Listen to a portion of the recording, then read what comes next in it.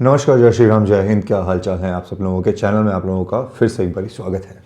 Imagine करिए एक scenario जहां पर एक इंसान एक दूसरे इंसान के एक मित्र अपने मित्र की उसके पार्थिव शरीर के ऊपर बैठकर उसका सीना चीर कर उसका हृदय बाहर निकालता है और उसको चीर डालता है, काट डालता है और ये कहता है कि यही वो दिल है ना जो मेरी नंदनी के लिए धड़कता था। इमेजिन करिए उस मित्र को जो अपने उस मित्र के पार्थिव शरीर पर बैठकर उसके हाथ की 10 उंगलियां काट देता है और ये कहता है, इन्हीं हाथों से तो मेरी नंदनी को छुआ करता था ना। इमेजिन करिए उस मित्र को जो अपने उस मित्र के पार्थिव शरीर पर बैठकर उसके प्राइवेट पार्ट्स को काट देता है, ये कहते हुए कि इसी के द्वारा तो मेरी नंदनी के साथ बच्चे पैदा करना चाहता था ना। और इमेजिन करिए ये सब करने के बाद वो उन फोटोज़ को उस लड़की को भेजता है, नंदनी को भेजता है, और उन फोटोज़ को देखकर वो लड़की खुश हो जाती है। आज का ये वीडियो एक ऐसी भयावह कहानी के बारे में है, एक ऐसे लव ट्रायंगल के बारे में है जिसकी डिटेल्स जानकर आपके रोंगटे खड़े हो जाएंगे। किस तरीके से एक इंसान अपने मित्र को धोखा दे सकता है और किस तरीके से वो धोखा एक हैवानियत में तब्दील होता है, ये कहानी उसकी है। ये कहानी हिंदुस्तान के उस one of the most violent crimes की है जिसके बारे में सुनकर, जिसके बारे में सोचकर, जिसको जानने के पश्चात लोगों का प्रोबेबली इंसानियत के ऊपर से यकीन बहुत ज़्यादा कम हो गया था। आइए जानने की कोशिश करते हैं the dark secrets of Naveen's murder.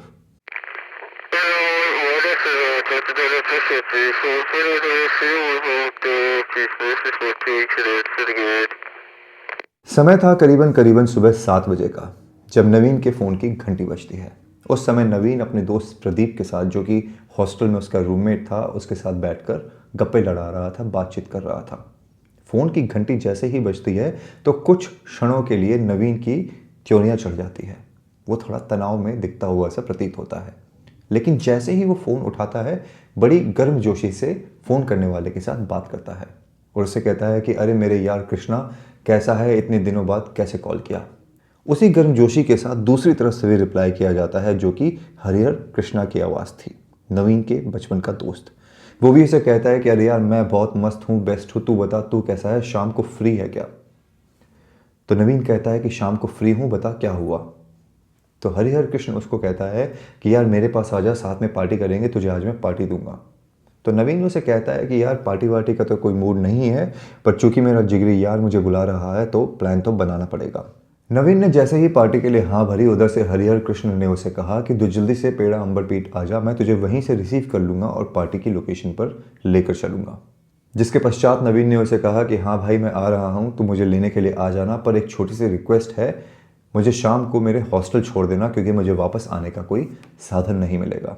जिसके जवाब में हरिहर कृष्ण, जो कि जैसे मैंने आपको बताया उसके बचपन का मित्र था, उसने कहा कि अरे यार तूने अगर जान मांगी होती तो मैं तुझे जान भी दे देता, तू तो सिर्फ हॉस्टल छोड़ने की बात कर रहा है, टेंशन मत ले, मैं तुझे वापसी में हॉस्टल छोड़ दूंगा।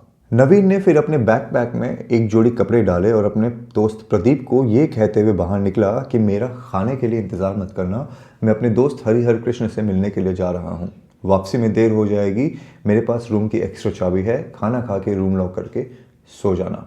इसके बाद नवीन अपने हॉस्टल से निकल कर नेलगोंडा से हैदराबाद की तरफ रवाना हो जाता है।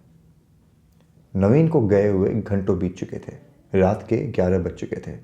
प्रदीप नवीन से ये जानने की कोशिश कर रहा था कि वो वापस कब आएगा। प्रदीप ने बार बार नवीन का फ़ोन लगाया पर वो स्विच ऑफ आ रहा था। नवीन से किसी भी तरीके का संपर्क प्रदीप के द्वारा नहीं हो पा रहा था। नवीन दरअसल बीटेक का छात्र था, जो कि नेलगोंडा में महात्मा गांधी इंजीनियरिंग कॉलेज में पढ़ाई कर रहा था और प्रदीप उसका रूममेट था। अब 11 बजे तक प्रदीप का जब नवीन के साथ कोई कांटेक्ट नहीं हो पाया तो वो परेशान हो गया। उसकी समझ में नहीं आया कि वो उसको ढूंढे तो कहाँ और उसकी तलाश करे तो कैसे, क्योंकि प्रदीप ने बहुत ज़्यादा शराब पी रखी थी, ना वो अपनी बाइक चला के कहीं जा सकता था और एज इट इज़ उसको कोई आइडिया था ही नहीं कि आखिरकार नवीन है कहाँ। नवीन के बारे में थोड़ा सा बैकग्राउंड आपको बता दूं मैं कि नवीन मूल रूप से कुर्नूल ज़िले का रहने वाला था और यहाँ पर बीटेक की पढ़ाई कर रहा था, यानी कि घर से दूर था। प्रदीप परेशान होकर इवेंचुअली नवीन के पिताजी शंकराय को फ़ोन करता है। और उन्हें बताता है कि किस तरीके से नवीन सुबह का निकला हुआ है हॉस्टल से, पर अभी शाम के रात के 11-12 बजने को हो चुके हैं, पर अभी तक नवीन की कोई जानकारी उसके पास नहीं है, उसकी उससे बातचीत नहीं हो पा रही है। प्रदीप ने शंकराय को ये भी बताया कि नवीन हरिहर कृष्ण नाम के एक लड़के से मिलने के लिए गया है। जैसे ही शंकराय को ये बात पता चली, वो भी परेशान हो गए। उन्होंने अपनी तरफ से नवीन को ढूंढने की कोशिश करी। जो उसके दूसरे मित्र वहाँ पे रहा करते थे, उनको फ़ोन किया, पर किसी को भी ये जानकारी नहीं थी कि नवीन आखिर है कहाँ। आपको मैं यहाँ पे ये भी बता दूँ कि नवीन और हरे कृष्ण बचपन के ही दोस्त थे। बचपन से उनकी दोस्ती काफ़ी ज़्यादा गहरी थी। इंटर की पढ़ाई भी उन्होंने एक साथ ही ख़त्म करी थी और उसके बाद अपनी अपनी इंजीनियरिंग करने के लिए, उसकी पढ़ाई करने के लिए अलग अलग क्षेत्रों में चले गए थे। आपको यहाँ पे ये भी बताता चलूँ कि इन दिनों नवीन और हरिहर कृष्ण में किसी बात को लेकर बहुत ज़्यादा तनाव चल रहा था, जिसका इल्म, जिसकी जानकारी शंकराय को थी। एग्जैक्ट पॉइंट क्या था झगड़े का, ये उन्हें नहीं पता था, पर उन्हें ये ज़रूर पता था कि नवीन और हरिहर कृष्ण, जो कि बचपन के दोस्त हैं, उनके बीच में इन दिनों अनबन चल रही थी। अगेन उन्होंने अपने तरीके से ढूंढने की कोशिश करी, पर वो नवीन को नहीं ढूंढ पाए। अगले दिन यानी 18 फरवरी 2023 को नवीन के पिताजी शंकराय नलगोंडा जिले के नारकेथपल्ली थाने पहुंचते हैं और अपने बेटे की गुमशुदगी दर्ज करवाते हैं। वहां के एसएचओ का नाम था आर श्रीनिवास रेड्डी। उन्होंने नवीन की गुमशुदगी की रिपोर्ट दर्ज करी और शंकराय को आश्वासन दिया कि वो जल्द ही नवीन को ढूंढने की कोशिश करेंगे, भरसक प्रयास करेंगे और कोई भी कमी इन्वेस्टिगेशन में नहीं छोड़ेंगे। पुलिस स्टेशन से निकलने के पहले शंकराय ने लेकिन रेड्डी साहब को यानी एसएचओ साहब को एक इन्फॉर्मेशन दी। उन्होंने ये कहा कि नवीन की आखिरी बातचीत हरिहर कृष्ण के साथ हुई थी और हरिहर कृष्ण के साथ इन दिनों उनकी अनबन चल रही थी। उन्होंने एग्जैक्ट वर्ड्स में रेड्डी जी को ये भी कहा कि मेरे बेटे के गायब होने में मुझे पूरा यकीन है कि हरिहर कृष्ण का ही हाथ है। इस इन्फॉर्मेशन के मिलने के बाद रेड्डी ने सबसे पहले हरिहर कृष्ण को ढूंढने की कोशिश करी और यहाँ से एक इंटरेस्टिंग इन्फॉर्मेशन सामने आई, वो ये कि जब से नवीन लापता है उसी समय से हरिहर कृष्ण भी लापता है। पुलिस को जैसे ही रियलाइज हुआ कि हरिहर कृष्ण भी गायब है तो उनका शक थोड़ा गहरा हो जाता है और पुलिस दोनों की तलाश में जुट जाती है। पुलिस को यह भी अंदेशा था कि अगर नवीन को ढूंढना है तो हरिहर कृष्ण को उसका ढूंढा जाना बहुत ज़्यादा ज़रूरी है। पुलिस अपनी इन्वेस्टिगेशन में थोड़ी तेज़ी लाती है। हरिहर कृष्ण के CDR डेटा निकाले जाते हैं और उसमें यह पता चलता है कि नवीन की और हरे कृष्ण की आखिरी बार बातचीत 17 फरवरी 2023 को सुबह 7 बजे हुई थी। ये वही कॉल है जो हरिहर कृष्ण ने किया था नवीन को, ये कहते हुए कि तू हैदराबाद आ जा, मैं तुझे यहाँ पे पार्टी कराऊंगा। और यही इन्फॉर्मेशन नवीन ने अपने रूममेट प्रदीप को दी थी। पुलिस ने जब हरिहर कृष्ण के मोबाइल को और अच्छे से खंगाला तो एक और जानकारी सामने आई जो कि थोड़ी परेशान करने वाली थी। और वो इन्फॉर्मेशन ये थी कि उसी दिन यानी 18 फरवरी 2023 को हरिहर कृष्ण के अकाउंट में 1500 रुपये ट्रांसफ़र किए गए थे। हालांकि ये अमाउंट कोई बहुत ज़्यादा बड़ा नहीं था, पर पुलिस फिर भी फिक्सेट हो गई थी इस पर्टिकुलर अमाउंट पे और ये जानने की कोशिश करने लगी कि ये 1500 रुपये हरिहर कृष्ण के अकाउंट में किसने डाले। उसके बारे में तफ्तीश करी जाती है और इवेंचुअली पुलिस सक्सेसफुल हो जाती है ये जानने में कि वो 1500 रुपये किसने डाले थे। ये 1500 रुपये आए थे हैदराबाद के एक अकाउंट से। अब पुलिस को ये रियलाइज़ हो चुका था, ये अंदेशा लग चुका था कि इस अपराध का या फिर जो भी घटना घटित हुई है उसका सारा का सारा जो सेंटर है वो हैदराबाद है और सारी की सारी चीज़ें जो भी घटित हुई हैं वो हैदराबाद में ही हुई हैं। और पुलिस को अब यकीन हो गया कि अब उन्हें कॉन्सेंट्रेट करना है हैदराबाद के ऊपर। जैसा कि मैंने आपको बताया था कि पुलिस को ये यकीन था कि अगर नवीन को ढूंढना है तो हरिहर कृष्ण का पकड़ा जाना बहुत ज़्यादा ज़रूरी है और पुलिस उसी तरीके से काम कर रही थी। उसके जितने भी नोन इंसान थे, जितने भी जाने पहचाने ठिकाने थे उसके, पुलिस ने वहाँ पे काफ़ी ज़्यादा शिकंजा कसना शुरू किया और पुलिस को ये यकीन था कि हम जितना ज़्यादा सर्कल छोटा करते जाएंगे हरिहर कृष्ण के लिए बचना उतना ही ज़्यादा मुश्किल हो जाएगा। और यही हुआ। 24 फरवरी को नवीन खुद अपने बिल से बाहर निकलता है और नारकेल पुलिस स्टेशन जाके आत्मसमर्पण करता है। वहां जाकर हरिहर कृष्ण ने इस बात को भी कबूल किया कि वो अपने मित्र नवीन का कत्ल ऑलरेडी कर चुका है। नवीन की हत्या 17 और 18 तारीख के बीच में ऑलरेडी कर दी गई थी। सबसे डिस्टर्बिंग पॉइंट यहाँ पर यह है कि ये एक 21-20 साल का लड़का उसके मन में, उसके हृदय में कोई भी मलाल नहीं था कि किस निर्ममता पूर्वक अपने मित्र की, बचपन के मित्र की उसने हत्या कर दी है। लेकिन हत्या का कारण जो उसने पुलिस को बताया, उसको सुनकर पुलिस वाले भी आश्चर्यचकित रह गए थे, उनके भी रोंगटे खड़े हो गए थे। बहरहाल हरिहर कृष्ण के आत्मसमर्पण के बाद और उसके बयान के बाद पुलिस 2 और लोगों को गिरफ्तार करती है, जिसमें एक लड़की थी जिसका नाम था नंदिनी और एक दोस्त था जिसका नाम था हसन। इन दोनों को 10 दिनों के अंदर यानी 6 मार्च 2023 के आसपास अरेस्ट कर लिया जाता है। एक ऐसा केस जो कि बहुत भयावह था, उसको करीबन करीबन 2 हफ्तों में मोर और लेस पुलिस सॉल्व कर देती है। और उसके बाद जो इन्फॉर्मेशन सामने निकल कर आती है, उसको सुनकर नवीन के घर वाले ये सोचने पर मजबूर हो गए थे कि कैसे बचपन का एक मित्र अपने मित्र के साथ इस तरीके की वारदात कर सकता है। पुलिस की पूछताछ के दौरान जो कहानी सामने आई वो बिल्कुल खून के एक होली के समान है। ये मैं इसलिए कह रहा हूँ क्योंकि 22 वर्षीय नवीन जो था, उसके बारे में उसके दोस्तों का, उसके रिश्तेदारों का एक ही बयान था पूछताछ के दौरान कि वो एक बहुत ही जिंदा दिल लड़का था। हर किसी से हंस खेल के बातें किया करता था, इसीलिए हर कोई उसका मुरीद हो जाया करता था, इमीडिएटली उसको पसंद करने लगता था। शंकर राय उसके इंजीनियर बनने के लिए काफ़ी ज़्यादा पैसा खर्च कर रहे थे।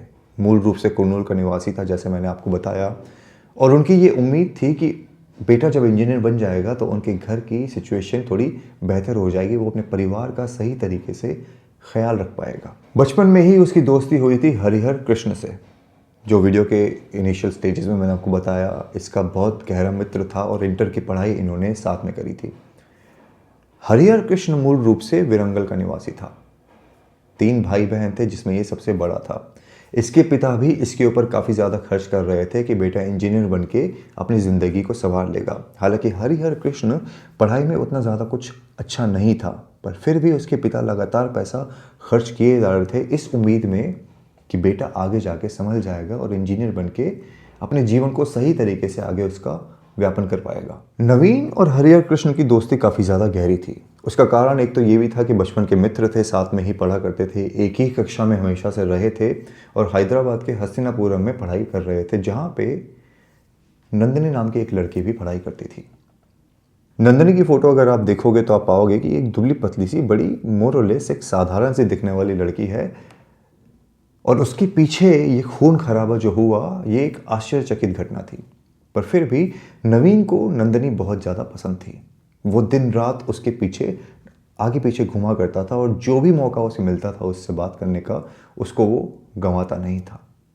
वो भरसक कोशिश कर रहा था नंदिनी से बात करने की, क्योंकि नंदिनी से उसे बहुत ज़्यादा प्यार हो गया था। ताली एक हाथ से यहाँ बज नहीं रही थी और नंदिनी भी नवीन को पसंद किया करती थी और धीरे धीरे उसके साथ उसने घूमना फिरना, बातचीत करना शुरू कर दिया। उसने भी अपने दिल में नवीन को जगह दे दी थी। ये बात इस हत्याकांड से 3 साल पहले की, यानी कि 2020 की है, जब नवीन और नंदिनी के बीच का जो प्रेम प्रसंग है वो बढ़ता जा रहा था। दोनों अक्सर मिला करते थे, भविष्य की प्लानिंग किया करते थे कि हमारी शादी होने के बाद हम कहाँ रहेंगे, हमारे कितने बच्चे होंगे, उनका नाम क्या होगा, हम अपने जीवन को किस तरीके से बेहतर बनाएंगे। एक यूजुअल कॉन्वर्सेशन जो किसी भी एक कपल के दरमियान होता है, उनके बीच में जो कॉन्वर्सेशन होता है।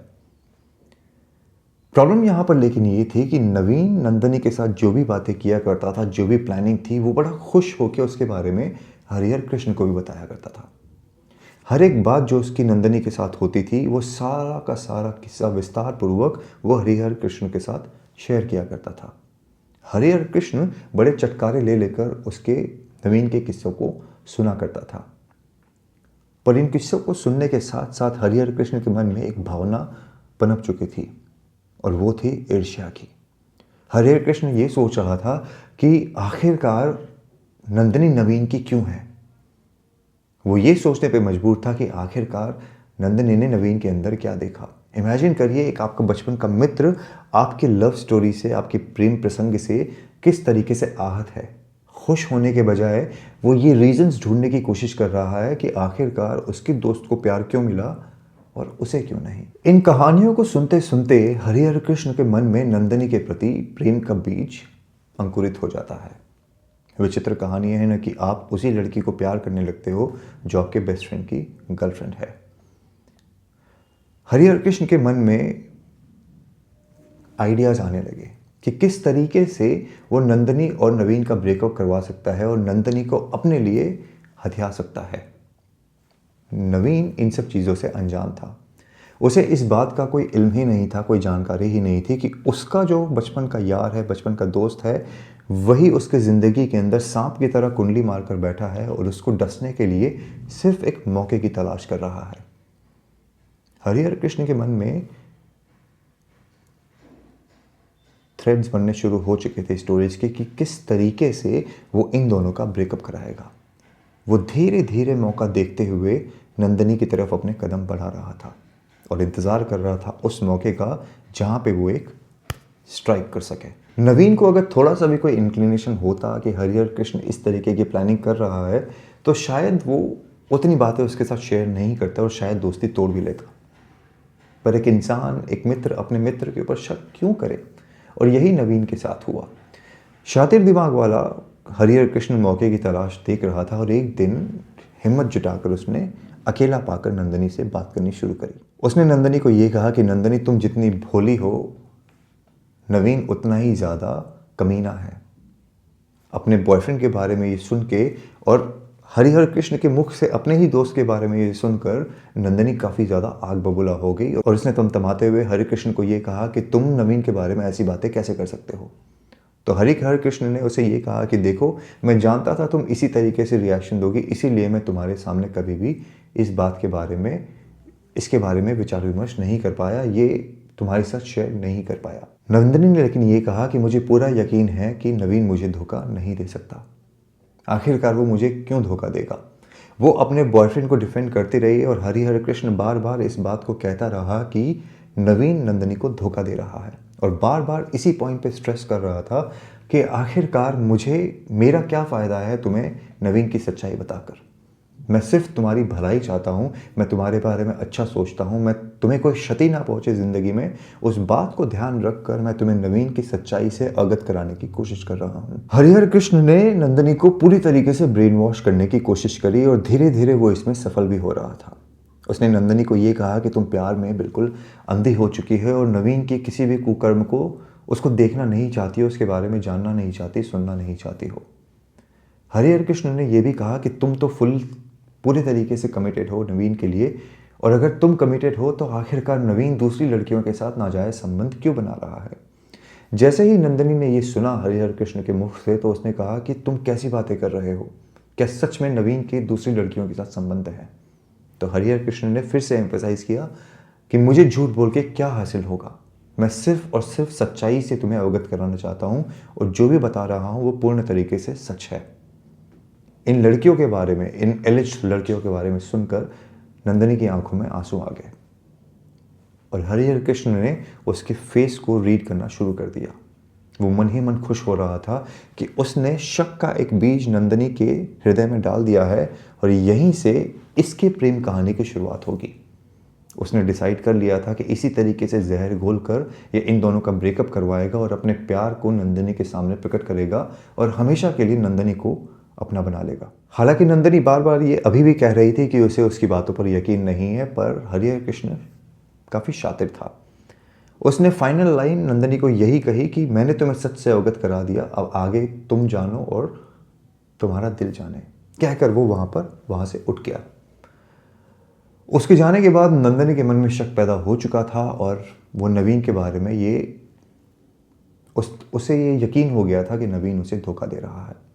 हरिहर कृष्ण से इस मुलाकात के बाद उसने नवीन से बातचीत करना कम कर दिया, उसके कॉल्स को रिसीव करना बंद कर दिया, उससे मिलना बंद कर दिया और उससे कतराने लगी। कल तक जिस प्रेमिका के साथ नवीन अपनी ज़िंदगी को भरसक खुशी पूर्वक जिसको बिताने का सपना देख रहा था, वो आज आश्चर्यचकित था कि वो प्रेमिका अगले ही दिन कैसे बदल गई। उससे मिल नहीं रही है, उसके मैसेजेस का रिप्लाई नहीं कर रही, उससे बात नहीं कर रही। आखिर हुआ तो क्या हुआ? नवीन बहुत ज़्यादा परेशान था। वो जितनी कोशिश नंदिनी के करीब आने की, उससे मिलने की कर रहा था, नंदिनी उतना ही उसे इग्नोर कर रही थी। आखिरकार एक दिन आता है जहाँ पे नंदिनी को सड़क पे पाकर नवीन उससे बात करने की कोशिश करता है और उससे पूछता है कि आखिरकार क्या हुआ, तुम मुझसे बात क्यों नहीं कर रही हो, तुम मुझसे मिल क्यों नहीं रही हो। नंदिनी ने यही कहा कि मैं तुमसे बात नहीं करना चाहती, मैं तुमसे नहीं मिलना चाहती। नवीन ने उसका हाथ पकड़कर उससे बात करने की कोशिश करी, उसे रोकना चाहा, तो नंदिनी ने अपने हाथ को एक झटके से छुड़वाया और ये कहा कि मैं घर जाना चाहती हूँ, मेरी मम्मी मेरा वेट कर रही है, मुझे परेशान मत करो वरना मैं यहाँ पर चिल्ला कर तुम्हारी पिटाई करवा दूंगी। कल तक जो लड़की एक लड़के से इतना प्यार करती थी, वो आज इस लड़के को सड़क पर पिटवाने के लिए तैयार है। इस बात को सुनकर नवीन भौचक्का रह गया। उसके समझ में नहीं आया कि वो क्या करे। नंदिनी वहाँ से चली गई और नंदिनी को दूर जाते हुए नवीन वहाँ सड़क पे खड़ा होकर देखता रहा। जैसे जैसे नंदिनी दूर जाती गई और उसकी आंखों से ओझल होती गई, उतनी ही तेज़ी से नवीन की आंखों से आंसू भी निकल रहे थे। नवीन ब्रेकअप के बाद चुप रहने वाला नहीं था। उसे एटलीस्ट ये जानना था कि उसका ब्रेकअप हुआ क्यों, क्योंकि उसे पूरा यकीन था कि गलती उसकी नहीं थी। उसने ऐसा कोई कार्य नहीं किया था जिसकी वजह से नंदिनी उसे छोड़ दे। उसने जानकारी जुटानी शुरू करी और इसे इवेंचुअली पता चलता है कि इनके ब्रेकअप के पीछे हरिहर कृष्ण का हाथ है। नवीन आग बबूला हो उठता है और इनिशियल रिएक्शन उसका ये था कि वो हरिहर कृष्ण से बदला लेना चाहता है, पर उसने फिर डिसाइड किया कि अभी नहीं, अभी मैं कोई रिएक्शन नहीं दूंगा, उसे इस चीज़ के बारे में जानकारी नहीं होने दूंगा कि मुझे उसकी सच्चाई के बारे में पता है। नवीन ने ये डिसाइड किया कि वो सही मौका आने पर हरिहरन को कन्फ्रंट करेगा और उससे इस बारे में बात करेगा कि आखिरकार उसने ऐसा क्यों किया। वहीं उस तरफ हरिहर कृष्ण काफ़ी ज़्यादा खुश था, क्योंकि उसके शातिर दिमाग की वजह से इन दो प्रेमियों के बीच में उनका संबंध जो है वो ख़त्म हो चुका था। अब हरिहर कृष्ण को कोई भी नहीं रोक सकता था नंदिनी के साथ अपना प्रेम स्टार्ट करने के लिए। वो धीरे धीरे नंदिनी के ऊपर उसके नज़दीक आने की कोशिश करता है और आश्चर्यजनक बात यह है कि बहुत ही जल्दी सक्सेसफुल भी हो जाता है। नंदिनी उसके करुणा भरे व्यवहार से, उसके केयर टेकिंग वाले एटीट्यूड से काफ़ी ज़्यादा इम्प्रेस्ड थी। नंदिनी के मन में अब हरिहर कृष्ण के लिए प्यार उमड़ चुका था।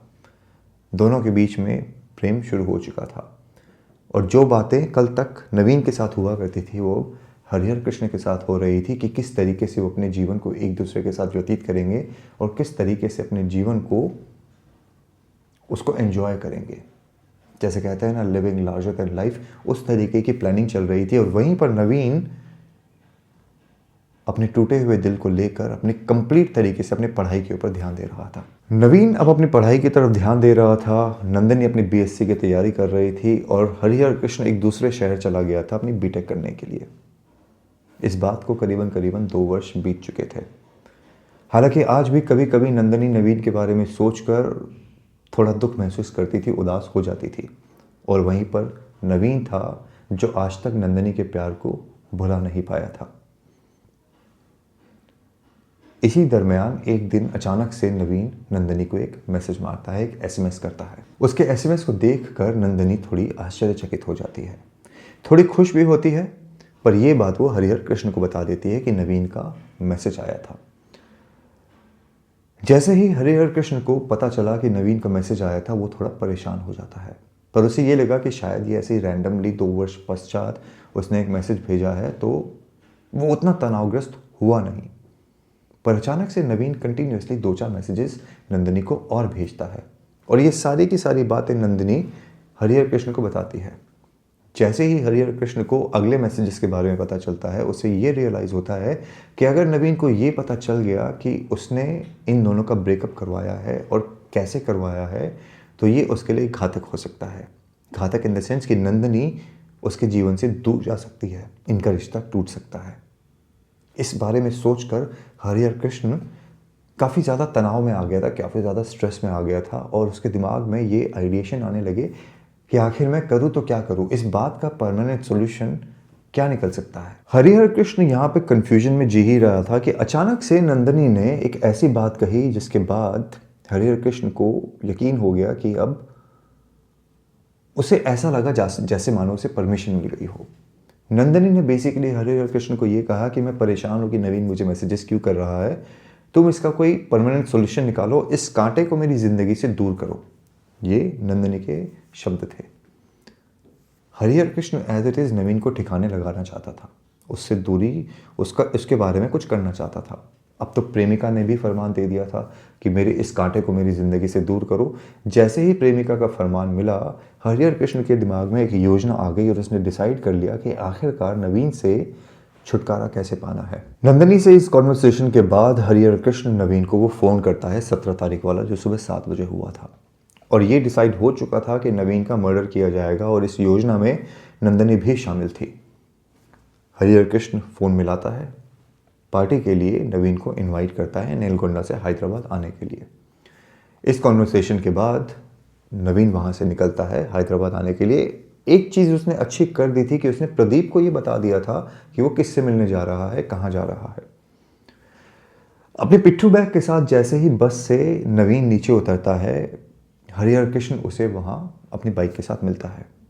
नवीन को देखकर ऐसा लगा जैसे मानो किसी ने हरिहर कृष्ण के हृदय के अंदर 100 चाकुओं को एक साथ घोंप दिया हो। वो उससे उतनी ज़्यादा नफरत करने लगा था।